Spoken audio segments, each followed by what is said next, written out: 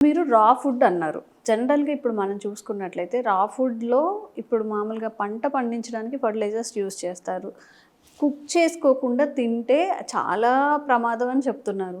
రా ఫుడ్ అంటే ఎట్లా తీసుకోవడం? ఇప్పుడు మళ్ళీ దాన్ని ఏవైనా మెథడ్స్ ఉంటాయా? ఉప్పుతో క్లీన్ చేయాలని అవి ఇవి అని చెప్తుంటారు. ఎలా తినాలి మరి రా అదే ఫుడ్ మాకు అనేది? ఇప్పుడు ఒక సాల్ట్‌లో కాసేపు ఉంచేసి తీయడం వల్ల కొంత ఫర్టిలైజర్ ఎఫెక్ట్ పోతుందమ్మా. హ్మ్. అంతని చెప్పేసి సాల్ట్‌లో మనం కొద్దిసేపు పెట్టడం వల్ల ఇంటీరియర్ లోపల పోయినటువంటి ఆ ఫర్టిలైజర్ ఎఫెక్ట్ అయితే తీసేయలేమమ్మా. ఓకే. పైన ఉన్న దాంట్లో కొంతవరకు పోతుంది తప్ప. హ్మ్. లేకపోతే ఇప్పుడు ఈ ఇది ఉంది కదమ్మా, వినెగర్. హ్మ్. వినెగర్, వాటర్ కలిపేసి అందులో కూడా పెట్టడం వల్ల యాపిల్ సైడర్ వినెగర్. హ్మ్. సో దానివల్ల పైన ఉన్నటువంటి తొక్క మీద ఉన్నటువంటి ఈ ఫర్టిలైజర్స్ ఎఫెక్ట్ ఏదైతే ఉందో ఏమా పెస్టిసైడ్స్ ఫర్టిలైజర్స్ ఎఫెక్ట్ పోతుందిగా లోపలిదైతే పోదమ్మా. ఓకే. మరి దానికి ఏం చేయాలి సార్? ఏం చేయలేమా మనం? అది బాడీలో ఏమంటే డిఫెన్స్ మెకానిజం ఉంటుందమ్మా. హ్మ్.